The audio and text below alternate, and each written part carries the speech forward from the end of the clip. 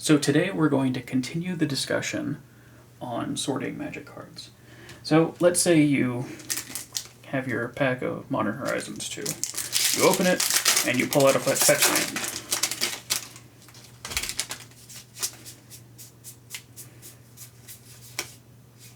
Okay, no fetch land there. So you pull out your pack of Modern Horizons 2. You open it and you pull out your fetch land. Okay, there you go. I mean, you pull out your Ragavan and fetch land out of one pack and wow, okay. So there you go, right there. I expected that to take a whole lot more packs than it did. As usual, I'm blown away by Modern Horizons 2. So anyway, you get your fetch land and you put it in a sleeve, and your sleeve is optional, of course. I'm using Grumpy Cat, but you can use any kind of sleeve that you like. In the case of something as pricey as these, you might want to double sleeve it. That's completely up to you. These sleeves with the pictures on the back, the older ones, are very tight in there. It's very hard for them to come out. So they're usually pretty good. Can stuff get in the top of the sleeves? Yes, and that's the other reason why you should probably double sleeve. But anyway, so you have your really expensive cards, and you want to do something with them because you don't want to just have them floating around. And that's where you start to think about, well, am I going to put them in boxes, or am I going to put them in binders and folders and what have you? So let's sort these out real quick, and then we'll put them in binders. Okay, so now we have all the A's out of the stack. We have our 2 Arid Messes here, and this is just alphabetical order. You can obviously sort them into colors like we talked about in the last video, or any way you want. I'm just doing this in alphabetical order. Let's say maybe you were putting together a full set or a complete set of this stuff, then, you know, this would be advantageous to do it like this. Personally, I sort them by color first because that's how I pull from my decks, but again, it's up to you how you want to sort them. But once you have them in whatever order you want to sort them, then it's a matter of deciding how you want to store them. So the old standard white boxes are a way that people store cards. I mean, you can store them like that, but not the best way to actually be able to see anything. So what I like to do is, and I'll show you one of my binders that has been being worked on for a long time, is keep them in binders. I keep most of the cards I play with, or the cards that are worth money, in binders, and you'll notice something important right away, and that's this thing. These are purchased on Amazon. I'll provide a link to them, and they save your cards from something very, very bad happening. And I will show you what happens with a very expensive card when it has a binder ding. So let's see if I can get this on camera. It is right there. That is a binder ding. That is now a damaged card. This happened years ago before I knew any better. But as you can see, there's ever so slightly a ding in there. And that's from being like this in a sleeve and getting hit. Going over and getting underneath here. So this would normally be hundreds upon hundreds of dollars, and the price is knocked down considerably because of that one little mistake. And that's a mistake that you want to avoid. So this right here will help you avoid that. And what this does is, and I have another sheet here as well, what this does is when the cards come over, it stops them from going too far underneath these rings. So they can't push in, the rings can't collapse on top of the cards itself. Let's say you close this improperly, the rings fold down, they fold down into the cards. Well, with that piece of plastic there, it stops it from being able to damage the cards. You can still mess them up doing this, but this really puts an extra barrier protection there. So I highly suggest anyone using binders use these. And then this is, I believe, a 3-inch binder. So this one has easy open, easy close. As you can see, I do keep some pricier cards in here. And yeah, this is it. I'll show you which pockets I use.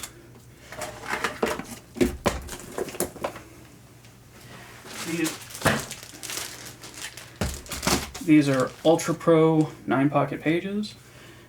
You can pick these up at any comic store that has ultrapro products. If you don't have a comic store near you or a game store near you, Walmarts and Targets sometimes have these.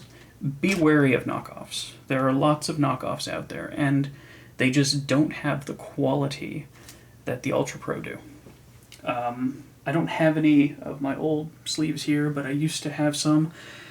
They just get stretched out and screwed up, and they rip and bend, and it's not pretty. So try to buy quality stuff. Your cards deserve to be put in something good. Now, these are not real thick pages. I mean, you're probably talking about a 64th in thickness here. They're really, really thin. But they're durable. They don't stretch out easy.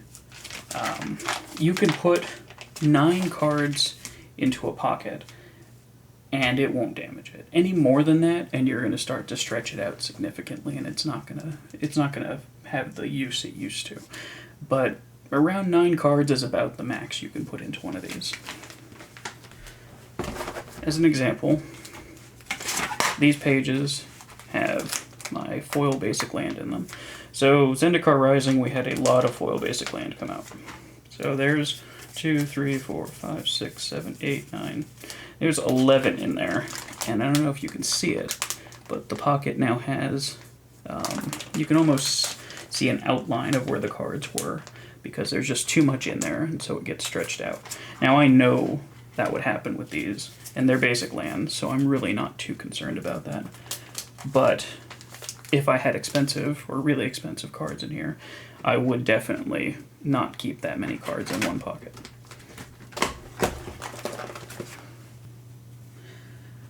So let's have a quick discussion about binders themselves. There are many different kinds of binders you can get from many different places. This is an old one, old Eldritch Moon in there. So, standard 3-ring binders. These are referred to as the D ring because of the way they look. The circular ring is not a real safe binder for when you're doing cards. I would avoid them and go with the D ring as much as possible. It allows for less problems. The sheets that you put in here have more of a chance of getting in the D side of it and getting damaged than they do on this side of things. They really don't slip under there as much, if you can see that. So, less chance of getting damaged when they're on the correct side. You have to definitely protect them from this side though, because as you can see they can slip underneath there, and when this closes on them, that's when damage occurs to the cards. Again, when you have one of these in there, it keeps it up a bit and there's less chance of it getting in there. Plus, when you start to close it, what happens is, if you can see that, when you start to close it, it actually moves forward. So it's going to push those pages forward and stop the rings from damaging the cards. Now, if you have too many pages in there, it's not going to do that all the time, but it's a layer of protection that's, I find, necessary. If you pack these folders, these binders, too tight, you can, there's a lip on here, you can actually imprint that into the cards if they're crushed on top of each other. So all the binders I keep are kept standing up. When they're kept standing up, they don't crush each other unless you're putting them into a really tight bookshelf, and you shouldn't be. You should allow these things to breathe. There are binders out there that you can get from ultrapro and from a few other companies now that are kind of little self-contained binders. Sometimes they have a zipper around them, sometimes they have this many pages. I mean, as you can see, this one's been used, so it's a little, actually it's very old now. This is Avacyn Restored. I want to say that's 10-something years old. So this is aged. You can see it's aged from the way the pockets look now. Actually, this is that cheaper plastic I was talking about. I don't know how well you can see it there, but there's many reasons I don't use this book anymore. But anyway, so these you can stack on top of each other because there's nothing in here that's going to affect the cards. Also, there's no chance of binder dings when you're using these. The disadvantage to them is they're a lot more pricey. These things can run you $10, $15, sometimes even more than these standard binders, which you can get for a few bucks. If you're buying them retail, they can go up to $7, but this is actually a softer side binder. Actually, not as good as the hard ones in my opinion. I got them for a while because, well, they were on sale, let's be honest. So like I was saying, you just sorted your cards into alphabetical order. Now you want to start to put them into a binder. Let's say you're doing a set of the cards, or maybe it's just a Modern Horizons binder you have in alphabetical order. When you're putting the cards into the slot, make sure that the slot is open. Here's a mistake. This is a cheap card, and I'm going to show you the mistake that people make. They're going to slot it like this. Now, if it's a cheap card and you don't care about it, that's great. But you can hit it against things and damage the bottom of it. In fact, you can start to feel little nicks on the bottom of it. If it's a tight pocket, you can even scrape the card as it's going in and do damage to the card. So you don't want to do that if you can avoid it. Always lift up the pocket to separate it and then slot the card in. If you have a pile of these things and you can see that the thing is open, then it's possible to do that because it's not going to scrape it. This is only if that top part is open, though. If it isn't, if it's closed, you can damage the cards. You can also open it when you have a thick stack by just pressing down on the bottom of it sometimes, and that'll give you a little opening there. But it's always safer just to lift up the lip a little.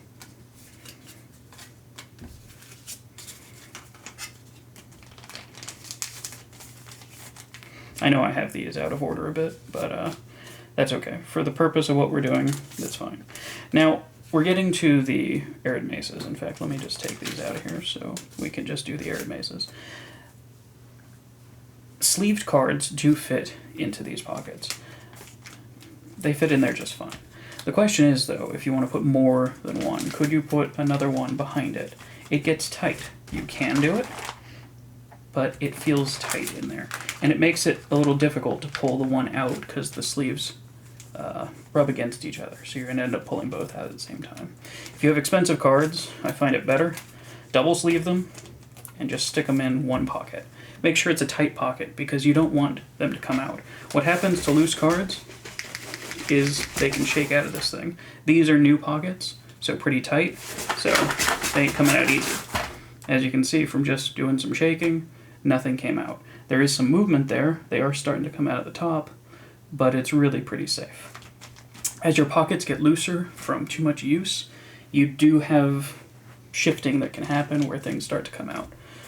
How to take cards out of these pockets. There are several methods. If it's a thick stack, sometimes you can just push on the bottom of it, get it started, and pull it out. Not the safest method. The safest method is the same way you put them in. Lift it up and take the card and pull it out. Sleeved cards, same thing. Lift it up, pull it out. Turning pages. Turn the page from the middle. If you turn the page from the end, you're putting stress on the plastic that doesn't need to be there. You can damage the card because you're putting all the weight on that one card. In the middle, turn the page. Best way to do it. Any other way, you're putting stressors on these things that you don't need to. You'll see a lot of people just grab it and go like this. It's just stress that you don't need to be putting on any other part of it. The middle is a safe place to do it. Also, when you have a thick stack of sheets in here, if you do it from the middle, there's less of a chance of it getting stuck on the binder rings and coming out because you have a lot more pressure on the rings at that point. Like I said, these plastic things are a must because it stops the pages from going underneath there, saves your cards. I would actually put a second one on the bottom, just to be sure. Not that I think anything's going to be impacting it, but I want to be sure. So that way, both sides are covered. There's very little chance of anything getting stuck under there, but just to make sure, both sides are covered. This is the second in the series of how to sort Magic the Gathering cards that I'm doing. There will be a third and a fourth at some point. I'm also going to, at some point, cover shipping, because it's good to know how to ship cards. And that's simply because I've gotten a lot of shady packages from people that you just look at, you go, what is this?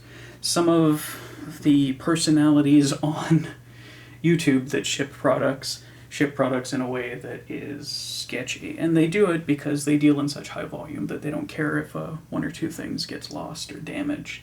But for someone that needs a card, I'd rather pay a little more in shipping and make sure I get that card when I need it than have to worry about returns or sending out replacements and all that nonsense. So anyway, thank you for watching, and I'll see you next time.